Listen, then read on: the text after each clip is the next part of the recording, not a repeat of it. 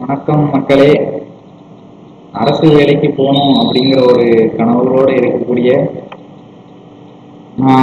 பழைய மாணவர்களுக்கும் புதிய மாணவர்களும் இனிமே படிக்கக்கூடிய மாணவர்களுக்கும் நம்ம டிஎன்பிசியில 2026க்கான ஆனுவல் பிளானர் வெளியிட்டிருக்காங்க. எல்லாருக்குமே நல்லாவே தெரியும்.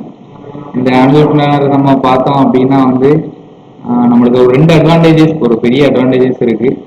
அது என்ன அப்படின்னா ஒன்று, நீண்ட நாட்கள் அப்படிங்கிறத விட நமக்கு தேவையான நாட்கள் இருக்குங்க. ஓகேவா? அது நம்மளுக்கு ஒரு ரொம்ப பெரிய ப்ளஸ். ஓகே, நம்ம இப்போ படிக்க ஆரம்பித்தோம் அப்படின்னாலுமே நம்ம அச்சீவ் பண்ணிடலாம். ரெண்டாவது என்ன அப்படின்னா சிலபஸ். எப்பவுமே டிஎன்பிசி பொறுத்த வரைக்கும் எப்பண்டா சிலபஸ் மாற்றலாம் அப்படிங்கிற ஒரு சின்ன பயத்தோடு இருப்பாங்க எல்லாரும்.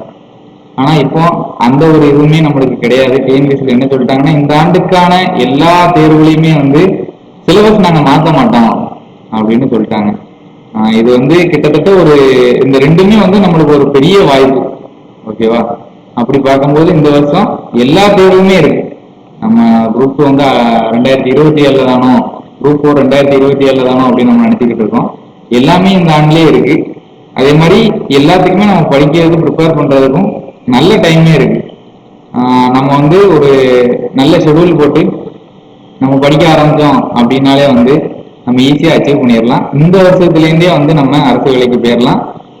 அனைத்து அரசு ஊழியர்களுக்கும் பென்ஷன் ஸ்கீம் உண்டு அப்படிங்கிறது முதற்கொண்டு இப்போதைக்கு நம்ம தமிழக முதல்வர் சொல்லியிருக்காங்க. ஸோ அப்படி பார்க்கும்போது கவர்மெண்ட் ஜாப் அப்படிங்கிறது நம்ம வாழ்க்கைக்கு பின்னாடியும் ஒரு அமைதியாகவும் ஒரு பீஸ்ஃபுல்லான ஒரு லைஃப்பை நம்ம மூவ் பண்ணிட்டு போறதுக்கு ஒரு நல்ல ஒரு வாய்ப்பு.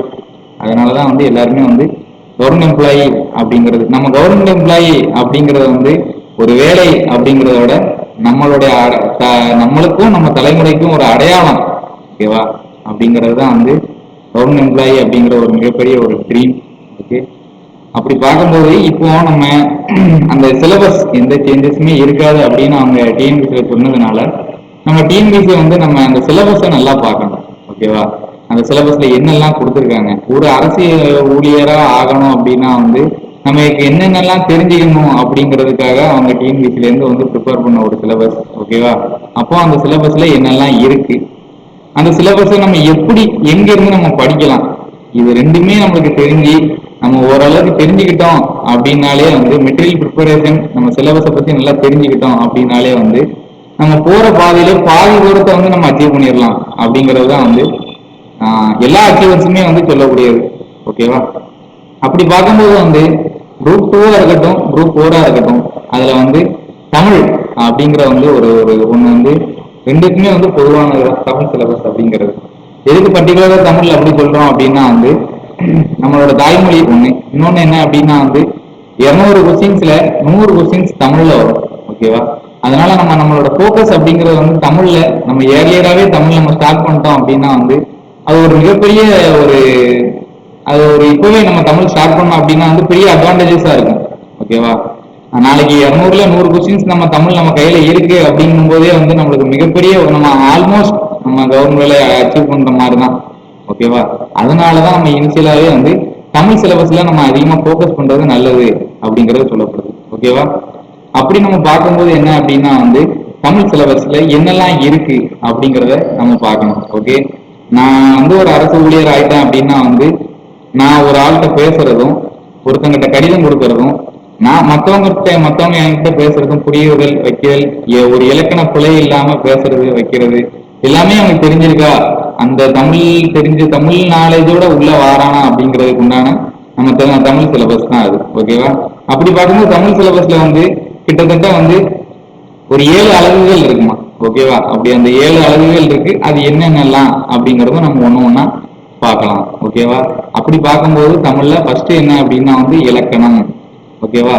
இந்த 7 அலகுகள் என்ன அப்படின்னு பார்த்தோம் அப்படின்னா எழுத்து இலக்கணம், சொல்லி இலக்கணம், சொல் அகராதி, சொல்லும் பொருளும், தொடர் அமைப்பு மற்றும் பிழை திருத்தம்.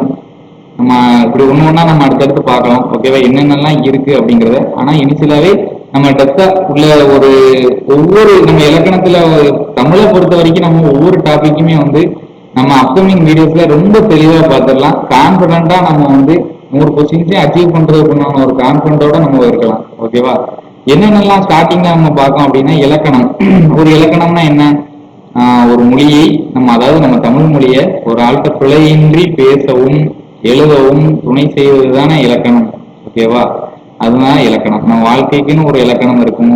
நம்ம ஒரு பைக் ஓட்டணும்னா அதுக்குன்னு ஒரு ப்ரொசீஜர், ஒரு இலக்கணம் அப்படிங்கிற சொல்லுவாங்கல்ல, அந்த மாதிரிதான் சமையல் பண்ணணும்னா கூட அதுக்கு ஒரு இலக்கணம் இருக்கணும். அப்படிங்கிறதுனால அதுக்குன்னு அந்த இலக்கணத்தை பத்தின என்ன, ஒரு மொழிக்கான இலக்கணம்னா என்ன அப்படிங்கறத நம்ம பாக்குறது தான் இந்த இலக்கணம். அதுல இருந்தே 25 கொஸ்டின்ஸ் இருக்கு. ஓகேவா? நம்ம நான் ஆல்ரெடி சொல்லியிருக்கேன் 7 அலகுகள் இருக்கு அப்படின்னு. அதுல அதிகமான வினாக்கள் வந்து இந்த இலக்கணம்ங்கிற நம்ம முதல் டாபிக்ல இருந்தா இருக்கு. ஓகேவா? அதுல என்னெல்லாம் இருக்கு அப்படின்னா எழுத்து இலக்கணம். நம்ம தமிழ் எழுதுறோம் அப்படின்னா வந்து ஒரு ஆனாவனால இருந்து அந்த ஆனாவனாவை சேர்த்து அம்மா அப்படின்னு எழுதி முடிச்சு நம்ம அது தெளிவா அந்த எழுத்துக்கள்ல என்னென்ன எழுத்துக்கள்லாம் இருக்கு அப்படிங்கறத நம்ம டெப்தா பார்க்கக்கூடியதான் வந்து எழுத்து இலக்கணம். ஓகேவா? அதுல என்னெல்லாம் இருக்கு அப்படின்னு பாத்தீங்கன்னா வந்து ஃபர்ஸ்ட் பிரித்தெழுதுக. ஓகேவா? பிரித்தெழுதுக இருக்கு, சேர்த்தெழுதுக இருக்கு. அதெல்லாம் என்ன அப்படின்னு பார்த்தோம் அப்படின்னா வந்து வாழை மரம், வாழை கூட்டல் மரம் அப்படின்னு நம்ம படிக்கக்கூடியது. ஓகேவா? இப்படி பிரித்தெழுதுகளும் சேர்த்தெழுதுகள்ல என்னெல்லாம் இருக்கு, அதை நம்ம எப்படி பிரித்தெழுதணும் சேர்த்தெழுதணும் அப்படிங்கறதெல்லாம் ஒரு சின்ன விதிகள்லாம் இருக்கு. ஓகேவா? புணர்ச்சி அப்படின்பாங்க. ஓகேவா? புணர்ச்சி அப்படிங்கிற ஒரு விதியை நம்ம தெரிஞ்சுக்கிட்டோம் அப்படின்னா வந்து ஈஸியா பிரித்தெழுதுக சேர்த்தெழுதுக அப்படிங்கறதெல்லாம் நம்ம பார்க்கலாம். ஓகேவா? இப்போ நம்ம அந்த பிரித்தெழுதுக சேர்த்தெழுதுக டாபிக்லாம் நம்ம பார்க்கும்போது அந்த புணர்ச்சி விதியோட நம்ம படிச்சிட்டோம் அப்படின்னா அவ்வளவுதான் அந்த பிரித்தெழுதுக சேர்த்தெழுதுக. ஓகேவா? அதை நம்ம அப்கமிங் வீடியோஸ்ல தெளிவா பார்த்துட்டோம் அப்படின்னா பிரித்தெழுதுக சேர்த்தெழுதுக நீங்க எப்போனாலுமே வந்து அதை ஈஸியா அச்சீவ் பண்ணிடலாம். ஓகேவா? அடுத்த டாபிக் என்ன அப்படின்னு பாத்தீங்கன்னா வந்து சந்திப்பிழை. ஓகேவா? அது என்ன சந்திப்பிழை? அந்த நடுவுல இருக்கும் சந்தி பிழை அப்படின்னு எழுதிடலாம். அந்த நடுவுல வந்து இப்பன்னு ஒண்ணு வருது பாருங்க, அது என்ன? அதுதான் தமிழ்ல 2 வார்த்தை எழுதும் போது நடுவுல ஏதாவது ஒரு வார்த்தைகள் வருதா, ஒரு சில இடங்கள்ல வரும், ஒரு சில இடங்கள்ல வராது. ஓகேவா? அதை பத்தி நம்ம தெளிவா பார்க்கக்கூடியதுதான் சந்திப்பிழை. ஓகேவா? ஒவ்வொரு வார்த்தைகளுக்கும் இடையில ஒரு சந்துல வரக்கூடியதுனாலதான் அதை சந்திப்பிழை அப்படிங்காங்க. அதை பத்தி நம்ம தெளிவா அப்புறமா பார்க்கலாம், ஒவ்வொரு அப்கமிங் வீடியோஸ்லயும் பார்க்கலாம். ஓகேவா? அடுத்து குறில் நெடில். ஓகேவா? குறில் நெடில்னா என்ன? அம்மா குறில், ஆடு நெடில் அப்படிங்கறத பத்தி படிக்கக்கூடியதுதான் குறில் நெடில். அதுல என்னெல்லாம் இருக்கு? ஓகேவா? குறில் நெடில் அப்படிங்கிற வார்த்தைகள் என்னென்ன எழுத்துக்கள்லாம் இருக்கு, அது எப்படி என்னங்கிறத நம்ம அது பார்க்கலாம் அப்புறம். ஓகேவா? அடுத்து மயங்கொலி பிழைகள். மயங்கொலி பிழைகள்லாம் என்ன? இப்போ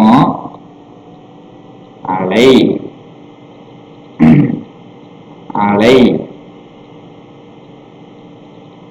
அலை, நல்லா பாருங்க, எல்லாமே ஒண்ணுதான். இந்த லை தான் வேறுபாடா வந்திருக்கு. ஓகேவா? அப்படி பார்க்கும்போது இந்த லைல என்ன வேறுபாடு இருக்கு, ஒவ்வொரு இது என்னென்ன சொல்லுது அப்படிங்கறத நம்ம பத்தி பார்க்கக்கூடியதுதான் இந்த மயங்கொலி எழுத்துக்கள். மயங்கொலி எழுத்துக்கள்னே தமிழ்ல ஒரு 8 எழுத்துக்கள் இருக்குங்க.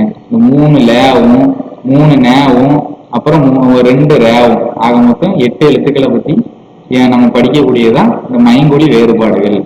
ஓகே. அடுத்து இன எழுத்துக்கள் அறிதல். இன எழுத்துக்கள் அறிதல் அப்படின்னா சிங்கம்,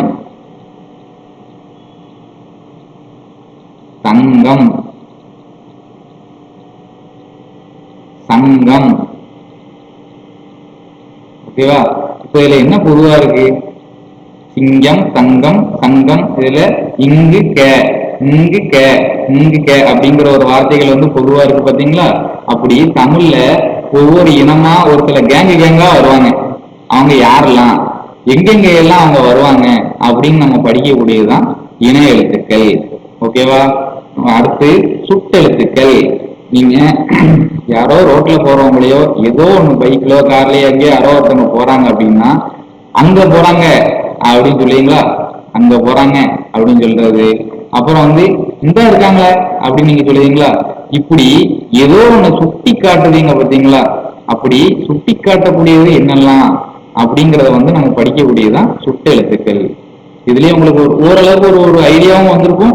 ஓகே, இது ஈஸி தானே, நம்ம தமிழ்ல ஓரளவுக்கு இன்னும் கொஞ்சம் உள்ள போனா நம்ம எளிமையா நம்ம எல்லாமே எல்லா வினாக்களுக்கும் இது பண்ணிடலாம், சுலபமா ஆன்சர் பண்ணிடலாம்ங்கிற ஒரு கான்பிடன்ட் உங்களுக்கு வருதா? அவ்வளவுதான். இது ஜஸ்ட் இன்ட்ரோடக்ஷன் தான். நான் அப்கமிங் வீடியோஸ்ல வந்து ரொம்ப தெளிவா பார்க்கலாம். ஓகேவா? அடுத்து வினா எழுத்துக்கள். ஏதாவது ஒரு நம்மகிட்ட ஒரு கொஸ்டின் கேட்காங்க அப்படின்னா எப்படி கேட்பாங்க? என்ன, ஓகேவா, எப்படி, எங்கே சூப்பம். அப்போ நீங்க இதுல இதெல்லாம் பாத்தீங்கன்னா ஏ அப்படின்னு வருது, ஏ அப்படின்னு, ஏன் அப்படின்னு கேட்காங்க, எங்க இப்படிலாம் வருதா? யார்ட்டையா ஒருத்தங்க நீங்க கொஸ்டின் கேட்டாங்களோ இல்ல உங்ககிட்ட ஒருத்தங்க கொஸ்டின் கேட்காங்க அப்படின்னா அப்ப எந்தெந்த வார்த்தைகள் எல்லாம் பயன்படுத்தாங்க அப்படிங்கறத பாக்குறதுக்கு பேர் தான் என்னது? வினா எழுத்துக்கள். ஓகேவா? இதுதான் எழுத்து இலக்கணம். பாருங்க, மொத்தமாவே இவ்வளவுதான். இதை நம்ம ரொம்ப தெளிவா படிச்சிட்டோம் அப்படின்னா 125. ஓகேவா? கிட்டத்தட்ட கால் பங்கு நம்ம முடிச்சிட்டோம் அப்படின்னு சொல்லலாம். ஓகே, அடுத்து என்னது இருக்கு? சொல் இலக்கணம். ஓகேவா? இதுல என்ன அழகு அப்படின்னா, நம்ம இந்த எழுத்து இலக்கணத்தை நல்லா படிச்சிட்டோம் அப்படின்னா இந்த சொல் இலக்கணத்துல ஒரு சில டாபிக் ரொம்ப ஈஸியா ஆயிரும். அது என்னெல்லாம் அப்படின்னு நம்ம பார்த்தோம் அப்படின்னா, இந்த எழுத்து பிழை அப்படின்னு ஒண்ணு இருக்கு பாருங்க. இந்த எழுத்து பிழை மற்றும் ஒற்றுப்பிழை அப்படின்னு சொன்னாங்க பார்த்தீங்களா? அதுவும் மேல நம்ம பார்த்தோம் பாருங்க, சந்திப்பிழை. அது ரெண்டுமே ஆல்மோஸ்ட் ஒண்ணுதாங்க. ஓகேவா? இந்த சந்திப்பிழையும் கீழே உள்ள எழுத்து பிழையும், எழுத்து மற்றும் ஒற்றுப்பிழை அப்படிங்கிறாங்கல்ல, அது கிட்டத்தட்ட ஒண்ணுதான். ஓகேவா? அதே மாதிரிதான் இந்த நான் மேல ஒண்ணு சொன்ன பாருங்க, மயங்கொலி எழுத்துக்கள் அப்படின்னு, இந்த இந்த ஒரு 8 எழுத்துக்கள் சொன்ன பாருங்க, அது அதே மாதிரி அது ரிலேட்டடாக தான் இந்த கீழே உள்ள எழுத்துக்களான இந்த பொருள் வேறுபாடு அறிதல் அப்படிங்காங்க பாருங்க, அதுலயும் ஒரு ரிலேட்டடா இருக்கும். ஆக மொத்தம் நம்ம மேல உள்ளதை நம்ம நல்லா படிச்சிட்டோம் அப்படின்னாலே இந்த சொல்லி இலக்கணத்துல கிட்டத்தட்ட 2 சாப்டர் நம்ம முடிச்சிட்டோம் அப்படின்னு சொல்லலாம். ஓகேவா? இது போக என்னெல்லாம் அப்படிங்கறத நம்ம பார்த்தோம் அப்படின்னா, வேர்ச்சொல் அறிதல். ஓகேவா? ஃபர்ஸ்ட் என்ன இருக்கு?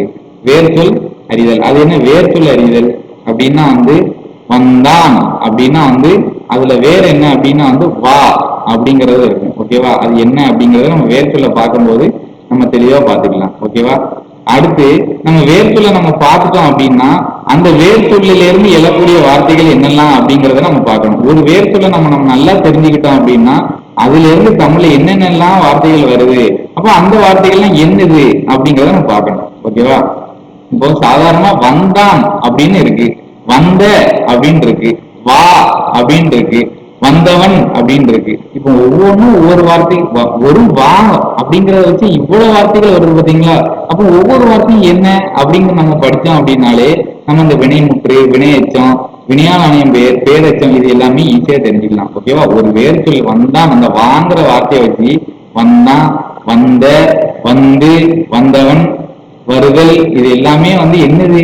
எல்லாமே ஒரே மாதிரி தானே இருக்கு அப்படிங்கறத தாண்டி அந்த வார்த்தைகள் ஒவ்வொன்றும் என்ன அப்படின்னு நம்ம தெரிஞ்சுக்கிட்டோம் அப்படின்னா இந்த வினைமுற்று, வினையச்சம் அப்படிங்கறதெல்லாம் நம்ம முடிச்சிடலாம். ஓகேவா? தெளிவா புரியுதா? அடுத்து அயற்சொல்லை நீக்கி தமிழ் சொல்லை தேர்ந்தெடுக்க. ஓகேவா? ஒரு சில வார்த்தைகள் அப்படின்னா இப்ப அரசன் அப்படின்னா தமிழ்ல தலைவன் அப்படிங்கிற மாதிரி சொல்லுவாங்க. ஓகேவா? நான் நிறைய வார்த்தைகளை நம்ம தமிழ்ல தமிழ் வார்த்தை தான் அப்படின்னு நம்ம நினைச்சுக்கிட்டு இருக்கோம். ஆனா அப்படிலாம் கிடையாது. ஒரு சில வார்த்தைகள் தமிழ் வார்த்தை கிடையாது. அது என்ன? அது பிறமொழி சொற்களா இருக்கலாம். ஓகேவா? அதனால அது என்ன அப்படிங்கறத நம்ம அந்த அயற்சொல்லை நீக்கி தமிழ் சொல்லை தேர்ந்தெடுக்க அப்படிங்கிறது என்னென்ன வார்த்தைகள்லாம் இருக்கு அப்படிங்கறத நம்ம பார்க்கலாம். ஓகேவா? அப்புறம் எதிர்ச்சொல். ஓகேவா? எதிர்ச்சொல்ல நம்ம குழந்தை பருவத்திலேருந்து நம்ம படிச்சுட்டு எல்லாமே குழந்தை பருவத்துல படிச்சதுதான். எதிர்ச்சொல் கொஞ்சம் ஈஸியா இருக்கும். மேல அப்படின்னா கீழே. ஓகேவா? வா அப்படின்னா போ அப்படின்னு. ஓகேவா? அயர்வு, சோர்வு, சுறுசுறுப்பு அப்படின்னு நம்ம சொல்லுவோம் பார்த்தீங்களா? இது எல்லாமே ஒரு எதிர்ச்சொல். அதெல்லாம் ஈஸியா தாங்க இருக்கும். நம்ம என்னங்கிறத நம்ம பார்க்கலாம். ஓகேவா?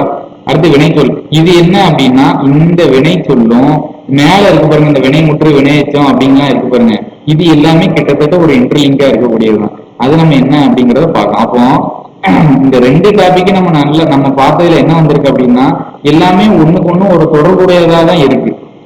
ஓகேவா? அப்போ இது ரெண்டையுமே நம்ம ரொம்ப தெளிவா இலக்கணம், இது ஒரு இலக்கண டாபிக் தான். இது ரெண்டையுமே நம்ம ரொம்ப தெளிவா பார்த்துடலாம். ரொம்ப தெளிவா பார்த்துட்டோம் அப்படின்னாலே நம்ம ஆல்மோஸ்ட் 2 டாபிக்குமே ஈஸியா கவர் பண்ணிடலாம். ஓகேவா? 2 டாபிக்குமே என்ன அப்படிங்கறத நம்ம அப்கமிங் வீடியோஸ்ல ரொம்ப தெளிவா பார்த்துடலாம். அதுக்கப்புறம் உங்களுக்கே ஒரு கான்ஃபிடன்ஸ் வந்துருங்க. ஓகேவா? அடுத்தடுத்து நம்ம என்ன இருக்கு அப்படிங்கறத நம்ம அப்புறம் பார்த்துக்கலாம். ஓகே.